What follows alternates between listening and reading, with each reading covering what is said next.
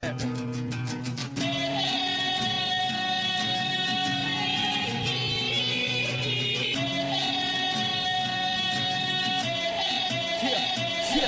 is my time, my grind. Promise I'ma do this right. Open eyes, see the sign. Now I give it all I got. This is not what you think. This is nowhere near a game to me. It's the air that I breathe in my wildest dreams. Seems out of reach and a little far from my grand. Times past used to fall on my ass.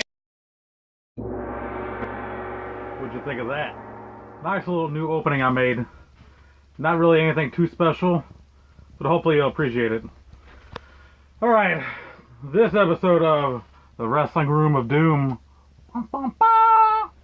Nothing too special, no sound effects there. Anyway, this episode I was going to talk about something I recently watched on the WWE Network. I actually just got done watching it. It was about one of my crews growing up.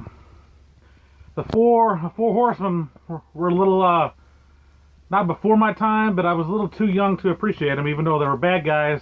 I was more of a good guy. But the crew I grew up loving, that was my boys.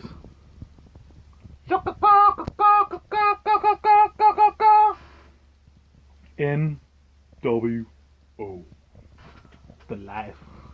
Anyway, I was watching a new thing on the network earlier with Hall & Nash being interviewed on the new JBL's Legend show, and it was pretty good. I've seen a lot of their shoots. They talk about a lot of the same stuff. They get asked a lot of the same stuff. So that's why they talk about a lot of the same stuff. You know, growing up, I was a huge Hulk Hogan fan. And I got Hulk Hogan right here. I got a Hulk Hogan big figure back there. I got all kinds of Hulk Hogan stuff. I know I got more laying around. Anyway, what this video is about was something they had mentioned in the video. Hall & Nash had mentioned while they were being interviewed. You know, originally, a lot of you may know, a lot of you may not know, Hulk Hogan didn't want to turn bad. He didn't want to be NWO. He didn't want to be, he didn't want to be the bad guy. He always loved being the children's hero, you know, say your prayers, take your vitamins. But, you know, during the early to mid-90s, Hulk Hogan got stale. And nobody was really giving a crap about him, honestly.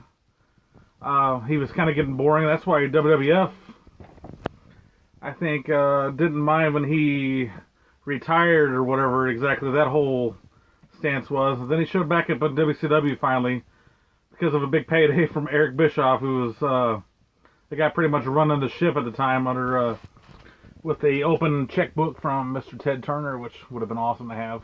But anyway, Hall & Nash talked about on the interview that Hulk didn't want to be part of the NWO, which I've heard before, but I never actually heard a name of who was going to possibly be in his spot if he decided not to come out at the pay-per-view, because apparently at the pay-per-view he was still not very sure about doing it or not, which honestly revived his career that he did. But the overall statement that Hall & Nash both said was that that member that was going to be the third mystery partner from the 1996 Bash at the Beach, WCW. You know, that famous six-man main event. It was a six-man hostile takeover. Randy Savage, Sting, and Lex Luger versus Kevin Nash, Scott Hall, and the mystery opponent.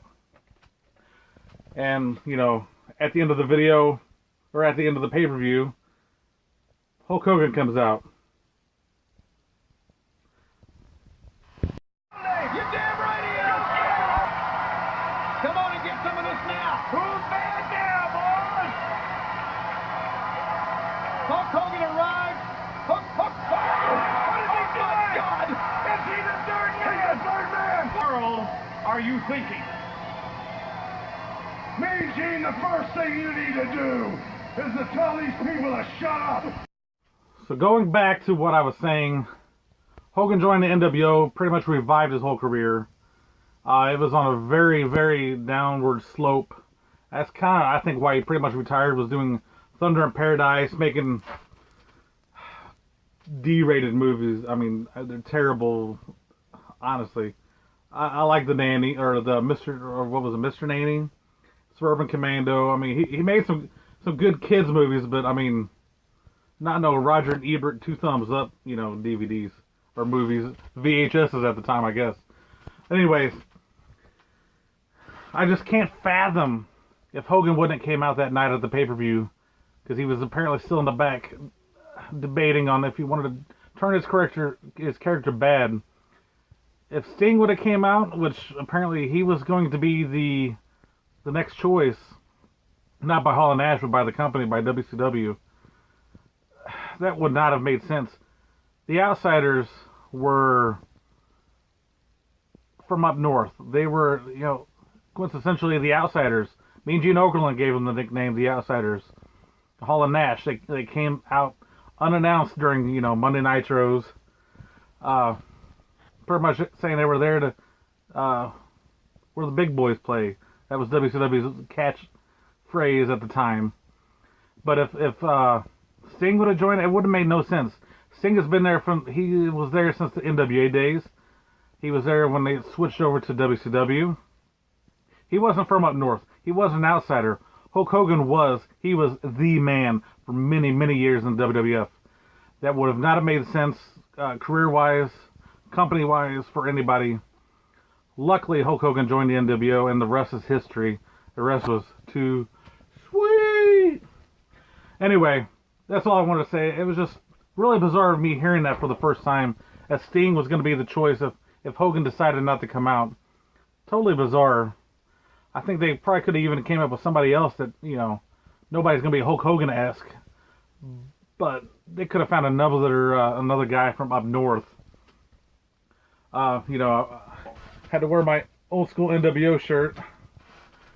Wore my Bullet Club, who's the modern day NWO. I'm still representing. They've went through various changes, just as the NWO did back in the day. But I think, Bullet Club, they got some good players. They started off with some good players. Players have went to WWE actually, but they still got good players. My boss said Michael Cole, Adam Cole, baby, Young Bucks.